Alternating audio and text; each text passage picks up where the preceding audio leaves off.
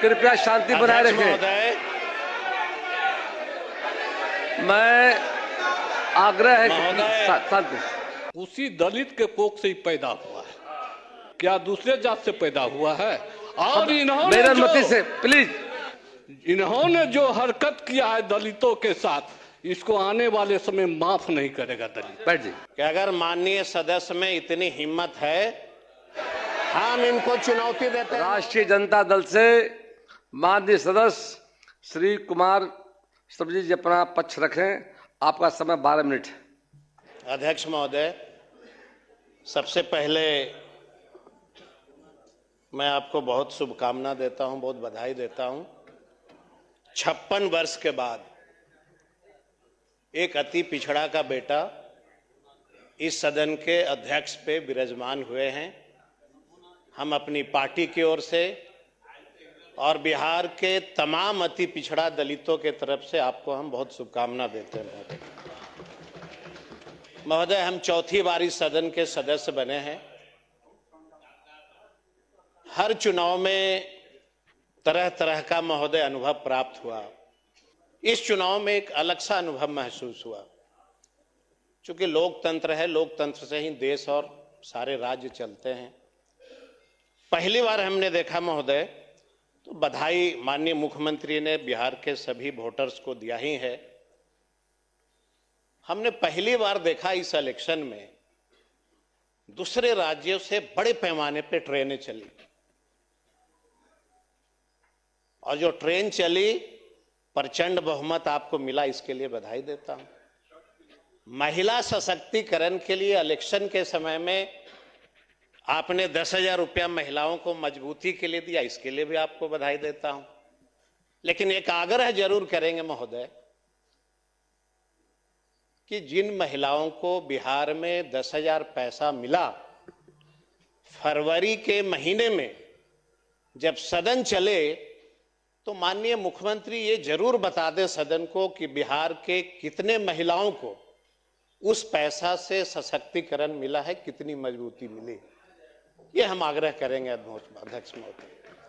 हम चाहते हैं कि अगर मुख्यमंत्री गरीबों के हितैषी हैं तो उस 10,000 का उपयोग हुआ कि सदुपयोग हुआ, ये बिहार की जनता और बिहार के सभी माननीय सदस्य इस बात को जानना चाहते हैं महोदय।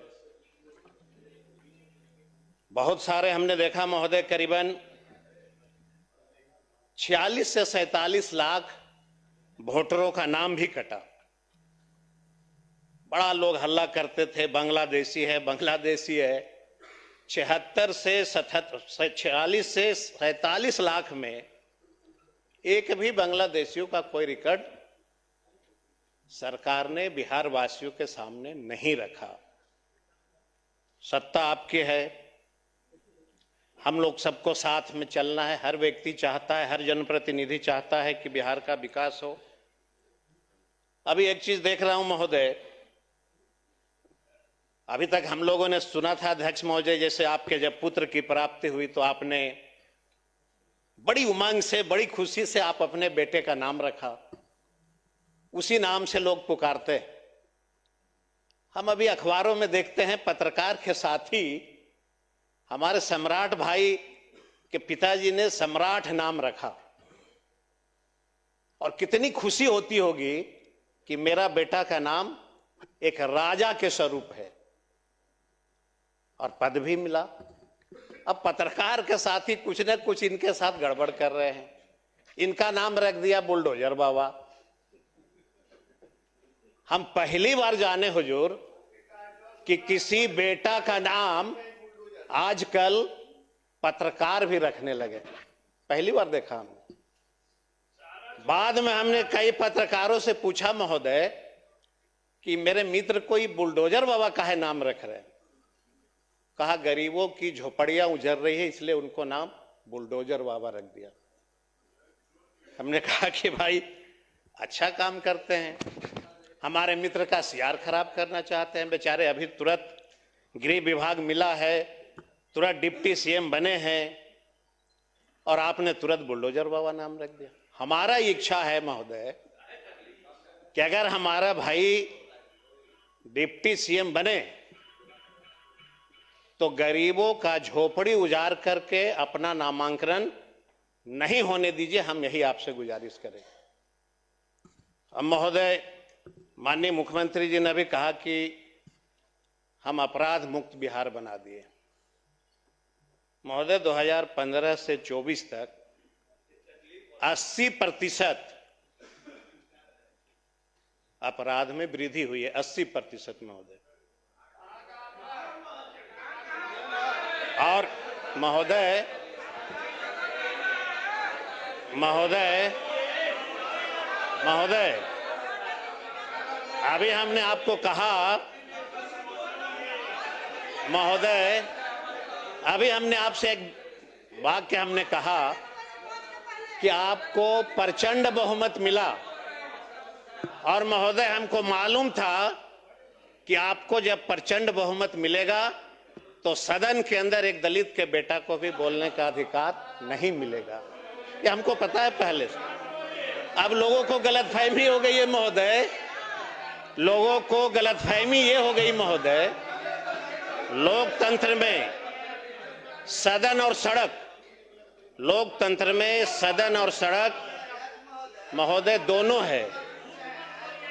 हमारा कर्तव्य है महोदय, कृपया शांति बनाए रखें।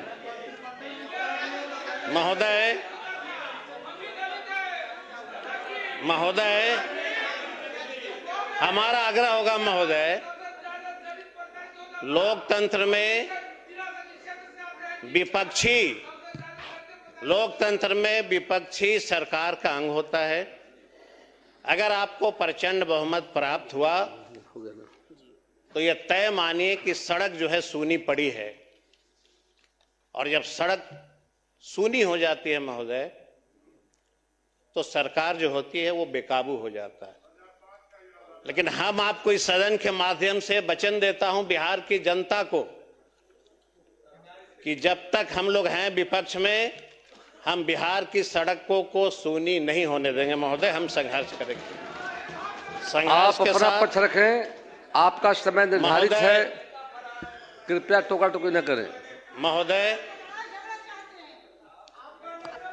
महोदय एक विधायिका कह रही हैं, हमको याद है महोदय जब हमारी सरकार थी वही महोदया सायरन लगा के चलती थी। आज हम ही को कह रही हैं कि लड़ाई करना चाहते हैं। हम बहुत ज्यादा हम नहीं बोलना चाहते हैं आपको महोदय। माननीय मुख्यमंत्री ने कहा कि हमने अस्पताल बनाया, इसमें कहीं से कोई दो मत नहीं है महोदय।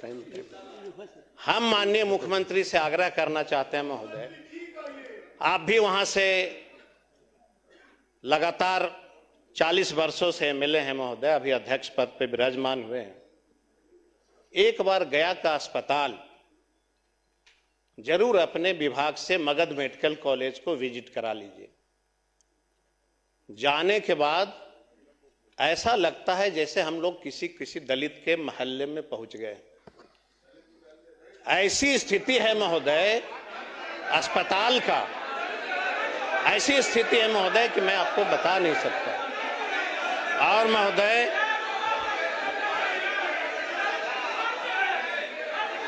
प्लीज कृपया शांति बनाए रखें। महोदय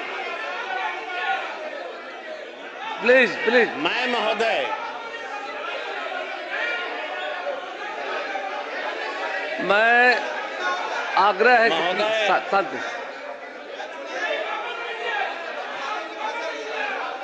महोदय बैठ जाए। अध्यक्ष मैं महोदय माननीय सदस्य कृपया शांति महोदय। बनाए रखें। सरित बाबू, मैं स्वयं लगातार मैं देखता हूं, हाल में मैं अस्पताल में गया था और बहुत अच्छी व्यवस्था बदल गई जाकर के, और काफी अंतर आया है। मैं तो लगभग 50 वर्षों से राजनीति में हूं और 40 साल से मैं मतलब विधायक बनने का मौका मिला जाकर के। पहले क्या स्थिति वास्तव सच्चाई देखना चाहिए जाकर के, आज काफी बदल गया है। मैं स्वयं गया था हाल में और अपने ज्योति मांझी घटना घटा थे, साथ हमला हुआ था इन पर, और मैं वहां मिलने गया था इनसे लगभग करीब चुनाव के क्रम में जाकर के, और काफी अच्छी व्यवस्था वहां पर है। सच्चाई को रखिए और कुछ कमी होगा सरकार देखेगी जाकर, कृपया बताइए। महोदय,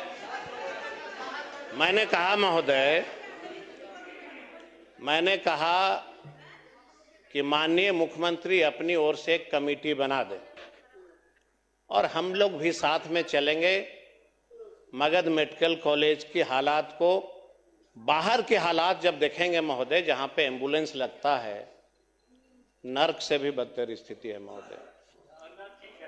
महोदय।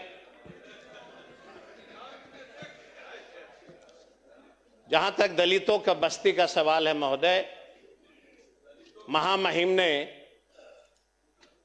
कहा कि नली और गली बनी। चौथी बार मैं सदस्य बन के आया हूं। 3 बार मैं अपने क्षेत्र में कभी भी वोट मांगने महोदय नहीं गया था। पहली बार मुझे वहां पे जाने का मौका मिला और मैंने जो दलितों की बस्तियों की हालात देखा हूं, आज भी मैं दावे के साथ कह सकता हूं महोदय। बैठ जाइए, आप बोलिए, प्लीज बैठ जाइए। रत्नेश बोलिए, बोल रहे हैं। अरे भाई बोल रहे हैं प्रसाद, बोलिए। महोदय, मैं आपके माध्यम से, बोलने दीजिए ना, आपके माध्यम से बोल रहे हैं। आपके माध्यम से मैं कहना चाहूंगा, कुमार सर्वजीत को उसी दलित के कोख से ही पैदा हुआ है, क्या दूसरे जात से पैदा हुआ है? और इन्होंने मेरी अनुमति से, प्लीज, मैंने अनुमति दिया है। इन्होंने जो हरकत किया है दलितों के साथ, इसको आने वाले समय माफ नहीं करेगा दलित। बैठ जाइए, आइए बोलिए। महोदय, मैं आपसे आग्रह करता हूं महोदय कि अगर माननीय सदस्य में इतनी हिम्मत है, कल ये हमारे साथ गया जिला के 25 ऐसे दलित के गांव में चलिए। प्लीज, हम इनको चुनौती देते हैं महोदय कि ये चले हमारे साथ। आज भी महोदय आप गया जिला में चलेंगे, एक ऐसा कोई मुसहर जाति का गांव नहीं है जहां पर उसको नली और गली प्राप्त हुआ है। एक ऐसा कोई गांव नहीं है महोदय।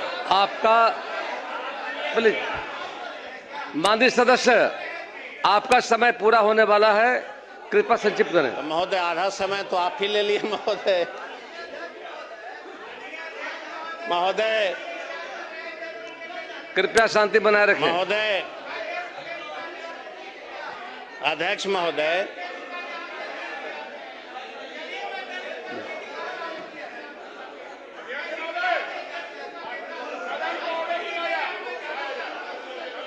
अध्यक्ष महोदय, प्लीज बैठ जाइए। आप रखेंगे अपना पक्ष शब्द से। एक हमारा अंतिम आग्रह होगा महोदय कि माननीय मुख्यमंत्री जी ने गांव में, पंचायतों में +2 शिक्षा का व्यवस्था किया, लेकिन ये बड़ी चिंता का विषय है महोदय कि क्या गांव में गरीब की बेटियां +2 के बाद कॉलेज की शिक्षा ग्रहण कर रही हैं कि नहीं कर रही। हम आग्रह करेंगे माननीय मुख्यमंत्री जी से कि अगर गांव की बेटियां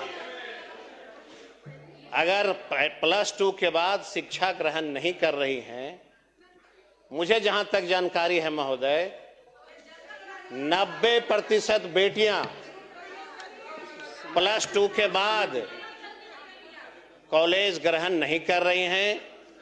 हमारा जो विधानसभा है महोदय, बोधगया विधानसभा, फतेहपुर एक ब्लॉक है जहां पे महोदय गया की दूरी लगभग 80 किलोमीटर के आसपास पड़ता है, सराउंडिंग। हम माननीय मुख्यमंत्री से आग्रह करते हैं महोदय कि अगर आप बेटियों के प्रति सच में सजग हैं तो बेटियों को पढ़ने के लिए वहां पे कॉलेज की स्थापना करिए। हमारा पूरा इलाका जो है झारखंड से जुटा हुआ है महोदय, पूरा जंगली इलाका है महोदय। अगर वहां पे बनता है तो हम लोग को भी अच्छा लगेगा, माननीय मुख्यमंत्री का सपना साकार होगा आप महोदय। समाप्त करें, आपका समय धन्यवाद समाप्त महोदय। हुआ।